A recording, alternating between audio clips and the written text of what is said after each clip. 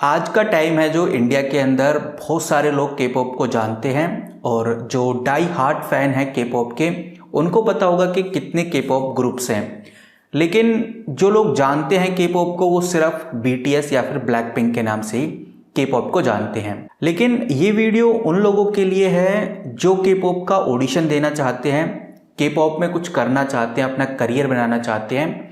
बहुत ही इंपॉर्टेंट बात आज आपके सामने रखूँगा, वीडियो को लास्ट तक देखना ताकि आपको पूरा क्लियर हो सके कि बेसिकली ये इंडस्ट्री कैसी है। और आपको बताना चाहूँगा गाइज, बहुत ही ज़्यादा फ्रॉड होते हैं साउथ कोरिया में तो खासकर।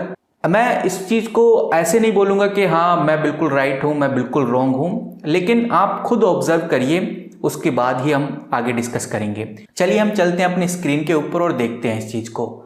आप देख सकते हैं मैंने गूगल ओपन किया हुआ है। बहुत सारे लोगों को लगता है कि इंडिया का जो फर्स्ट के पॉप स्टार है श्रीलंका है, और मैं आपको इधर दिखाता भी हूँ। इंडियन फर्स्ट के पॉप आइडल जैसे हम एंटर करते हैं तो हमारे सामने श्रीलंका का नाम ही सामने आता है। लेकिन ये बात बहुत कम लोग ही जानते हैं, जो प्रियंका मजूमदार हैं वो इंडिया की फर्स्ट के पॉप आइडल रह चुकी हैं। जेड गर्ल ग्रुप के नाम से एक बैंड था। हालांकि उनकी जर्नी इतनी अच्छी नहीं रही थी, लेकिन इस बात की कौन गारंटी लेता है कि श्रीलंका भी उनकी भी जर्नी बहुत अच्छी रहेगी। क्योंकि आज के टाइम में ऐसा हो रहा है, साउथ कोरिया हर दूसरे तीसरे दिन एक नई कंपनी लॉन्च कर देता है, उसके ऑडिशंस फॉर्म निकाल देता है, और इंडिया हो या फिर अदर कंट्रीज़ हो, हर कहीं वो वेबसाइट अवेलेबल होती है। और जो बच्चे हैं जिनको इतनी नॉलेज नहीं होती वो किसी भी ऑडिशन में जाकर अपना ऑडिशन दे रहे हैं, यहाँ तक कि सिलेक्ट भी हो रहे हैं। लेकिन इस बात की कौन गारंटी लेगा कि वो किसी भी इंडस्ट्री में जाकर पॉपुलर हो ही जाएंगे। जैसे कि मैं बात करूं डीआर म्यूज़िक की, और ये मैंने डीआर म्यूज़िक का ऑफिशियल पेज खोला हुआ है इंस्टाग्राम पे, जो कि वेरीफाइड भी नहीं है। ये बात जानकर आपको हैरानी नहीं होती कि डीआर म्यूज़िक, जिसको इंस्टाग्राम ने भी वेरीफाइड नहीं किया हुआ है, वो अगर ऑडिशंस ले रहा है, वो ऑडिशंस कंडक्ट कर रहा है, उसमें श्रीलंका गई हुई हैं और इंडिया उस चीज़ को इतना प्रमोट कर रहा है। डीआर म्यूज़िक का जो इंस्टाग्राम का ऑफिशियल पेज है, जहाँ पर आप एक पोस्ट के व्यूज़ देख सकते हैं, 1200-1300 लाइक्स आते हैं। एक इंडिविजुअल पर्सन भी इससे ज़्यादा व्यूज़ लाता है, इससे ज़्यादा फ़ैन फॉलोइंग है उसकी। तो ये भी बहुत सोचने वाली बात है कि आप किसी भी इंडस्ट्री में जाकर अपना फॉर्म फिल कर रहे हैं और आपको कुछ पता भी नहीं है उस इंडस्ट्री के बारे में, वो कितनी पॉपुलर कितनी नहीं। अब सिंपल सी बात है, चलो इंडिया में इतनी पॉपुलर नहीं है, इतने लोग नहीं जानते, लेकिन जिस कंट्री की ये कंपनी है यानी कि साउथ कोरिया, क्या साउथ कोरिया में सिर्फ इतनी ही पॉपुलेशन है और इतने ही लोग इंटरेस्टेड हैं इनके आर्टिकल्स को पढ़ने में, इनके पोस्ट को पढ़ने में? ये भी बहुत बड़ा सवाल है। ये आप स्क्रीन पे देख सकते हैं, मैं ब्लैक सावन के ऑफिशियल पेज पे हूँ, और ये ब्लैक सावन जो ग्रुप है इसी में ही श्रीलंका आने वाली है, अभी ट्रेनिंग पीरियड में है। लेकिन इधर आप इनके व्यूज़ देखिए, व्यूज़ काउंटेबल 31,000, 24,000, 44,000, इनकी व्यूवरशिप आप देखिए कितनी ज़्यादा कम है। और मैं आपसे सिर्फ यही कहना चाहूँगा, जो कंपनी अपनी व्यूवरशिप नहीं बढ़ा सकती वो आपको कैसे आगे बढ़ाएगी। पर मुझे ये चीज़ अभी भी समझ नहीं आती कि क्यों इतना बढ़ावा इनको दिया जाता है। अगर आप एक सिंगर हैं, डांसर हैं, एक्टर हैं और आपके अंदर टैलेंट है, तो आप खुद से इंडिया में रहकर ही इससे ज़्यादा व्यूज़, इससे ज़्यादा सब्सक्राइबर गेन कर सकते हैं। इंटरनेशनली फेमस होना एक इंडिविजुअल पर्सन के बस की बात नहीं होती, और कोई कंपनी भी आपको फेमस नहीं करा सकती जब तक हमें ये पता ना हो कि उस कंपनी का बैकग्राउंड क्या है। हाल ही में एक आर्टिकल सामने आया जहाँ पर JBK एंटरटेनमेंट नाम की एक कंपनी है, ये भी साउथ कोरियन कंपनी है, और मैं आपको बता दूँ ये कंपनी की जो शुरुआत है मई 2019 में ही हुई है। इसने अपने ऑडिशंस निकाले, इंडिया के बहुत सारे लोगों ने पार्टिसिपेट किया, जिसमें से एक का सिलेक्शन हुआ है। और आप इधर देख सकते हैं, ये वो लड़की है, ये शायद केरल की है, इसका नाम आर्या है। तो आर्या को इस इंडस्ट्री ने सिलेक्ट कर लिया है। अब मैं आपको दिखाना चाहूँगा इस इंडस्ट्री के फॉलोवर, 6,276 फॉलोवर हैं इस इंडस्ट्री के, बस 12 ही पोस्ट हैं, किसी भी बड़ी ऑर्गेनाइजेशन से कनेक्ट नहीं है। और ये आप देख सकते हैं, ये है इनका यूट्यूब चैनल जिसमें सिर्फ 346 सब्सक्राइबर हैं। तो इतनी माइक्रो इंडस्ट्री में अगर आप ऑडिशंस दे रहे हैं तो वो सिलेक्शंस तो अपने आप करेंगे ही। सिंपल सी बात है गाइज, जब कोई इंडस्ट्री अपने आप को ही बड़ा नहीं कर सकती, अपने सब्सक्राइबर को नहीं बढ़ा सकती, अपनी फैन फॉलोइंग्स नहीं बढ़ा सकती, तो जो वो ग्रुप्स बना रही है वो उसकी क्या गारंटी कि वो आपको इतना पॉपुलर और बड़ा कर सके।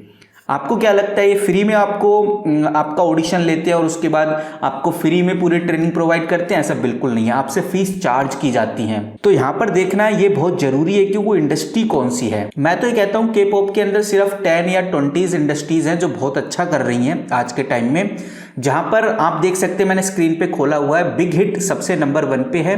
अगर बिग हिट का कोई ऑडिशन निकलता है तो जरूर आपको पार्टिसिपेट करना चाहिए। SM एंटरटेनमेंट हो गया, JYP एंटरटेनमेंट हो गया, YG एंटरटेनमेंट हो गया, क्यूब एंटरटेनमेंट हो गया, स्टोन म्यूजिक हो गया, FNC हो गया और स्टारशिप हो गया।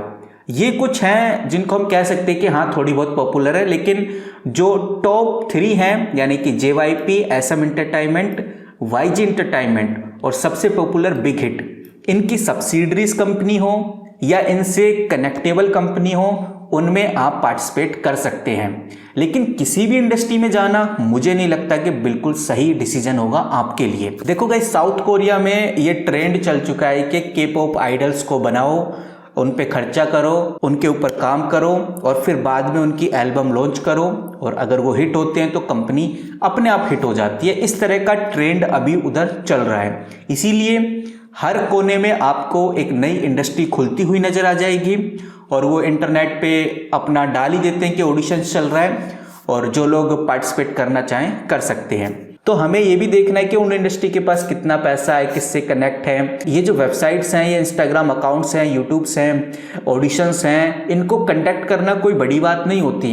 ये ऐसे कोई भी कंडक्ट कर सकता है। जहाँ पर DR म्यूजिक की बात करें या फिर जो आप ये बता रहे हो ये नई इंडस्ट्री आई है कोई GBK एंटरटेनमेंट की बात करें, ये इंडस्ट्री मुझे नहीं लगता कि इतनी पॉपुलर है, इतनी वैल्यूबल है। अगर वास्तव में इतनी पॉपुलर होती तो इनके व्यूज़ कहाँ हैं, इनके फॉलोवर्स भी नहीं है यार इतने। तो मुझे समझ नहीं आता कि ऐसा लोग क्यों नहीं समझते। और लोगों के कमेंट्स देखिए, आशीष फ्रॉम केरला कॉन्ग्रेचुलेशन, लोग कॉन्ग्रेचुलेशन बोल रहे हैं इस चीज़ को, जहाँ पर हमें ये नहीं पता कि ये इंडस्ट्री कौन सी है। मैंने आपको द ब्लैक लेवल ऑडिशन के बारे में बताया था, और वही मैंने क्यों बताया, क्या मुझे नहीं पता चलता कि भाई इन इंडस्ट्रीज़ में भी ऑडिशंस निकल रहे हैं? मुझे सभी इंडस्ट्रीज़ का पता चल जाता है, लेकिन मैं सिर्फ उन्हीं इंडस्ट्रीज़ को आपके सामने रखता हूँ जो मुझे लगता है कि हाँ ये सही है।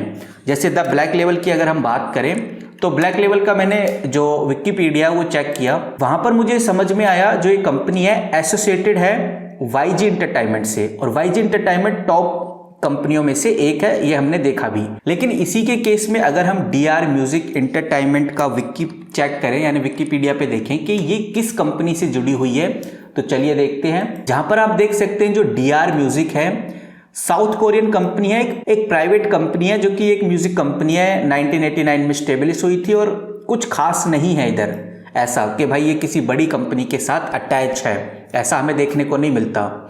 और सबसे बड़ी न्यूज़ मैं आपको अब दिखाने जा रहा हूँ, मेरे को तो याद नहीं रहता कि आपको क्या क्या बताना चाहिए। ये मैंने DR म्यूजिक का ऑफिशियल खोला हुआ है, और अगर आप फॉलो करते हैं तो आपने ये आर्टिकल जरूर पढ़ा होगा, जहाँ पर ये जो नया ग्रुप बना रहे हैं ब्लैक स्वान का, उसकी एक मेंबर है, उसको मेंटल प्रॉब्लम्स हो गई हैं। आप इस पूरे को पढ़ सकते हैं, आपको खुद ही पता चल जाएगा। और उसका जो कॉन्ट्रैक्ट है वो कैंसिल किया गया। लोग बोल रहे हैं कि भाई उनका कॉन्ट्रैक्ट कैंसिल कर दिया जाए क्योंकि वो ग्रुप में नहीं रहना चाहती, उनको मेंटल प्रॉब्लम्स हो रही हैं। ये इतना ज़्यादा, अब देखो मैं नहीं जानता कि टॉर्चर है या क्या है, बट ये चीज़ हमें देखने को मिल रही है इधर। आप पूरा आर्टिकल आप पढ़ के देखिए, आप खुद ऑब्जर्व कीजिए कि भैया चल क्या रहा है। हमें लगता है ये बोलते हैं ना दूर के ढोल सुहावने, ये वही हम कह सकते हैं। और इसीलिए मैं बोलता हूँ गाइज, किसी ट्रस्टेड जो कंपनियां हैं वहाँ पर ही ऑडिशंस दीजिए, आपके लिए बहुत अच्छा रहेगा। अदरवाइज ना ही ऑडिशन दीजिए तो अच्छा है, आप फैन बन के रहिए, क्योंकि ये सिर्फ फैंस के लिए करते हैं, और फैंस के लिए जो भी करना पड़े कंटेस्टेंट्स के साथ वो ये लोग करते हैं। बाकी ये गाइज मेरा ओपिनियन है, मेरा पर्सनल पॉइंट ऑफ व्यू है। किसी भी तरह से किसी के पॉप स्टार को या के पॉप ग्रुप ग्रुप को कोई हेट नहीं है, सिर्फ मेरा पॉइंट ऑफ व्यू है जो मैंने आपके सामने शेयर किया। और मैं नहीं चाहता कि कोई ऐसा इंसिडेंट हो जाए जिसकी वजह से प्रॉब्लम फेस करनी पड़े आप लोगों को। इसलिए बहुत ही ज़्यादा सतर्क रहिए, होशियार रहिए, अपना डाटा हर कहीं शेयर मत करिए। जगह जगह मैंने देखा है कि लोग फॉर्म भरते हैं, अपना फ़ोटो, आईडी सब डाल देते हैं, ये भी नहीं देखते कि वो इंडस्ट्री कौन है, जहाँ मौका मिल रहा है वहाँ पर हाथ आजमा रहे हैं। ऐसा नहीं करना है और कोशिश कीजिए, सेफ रहिए। दूसरा, अपने ऊपर काम कीजिए। इंडिया की पॉपुलेशन इतनी ज़्यादा है कि वो 4-5 साउथ कोरिया क्रिएट कर सकता है, तो आप इंडिया के अंदर काम कीजिए, इंडिया के लोगों के लिए काम कीजिए, तो डेफिनेटली आप वैसे ही बहुत फेमस हो जाओगे। वहीं गाइस, मिलते हैं किसी नई वीडियो के साथ, किसी नई अपडेट के साथ। तब तक के लिए take care and good bye.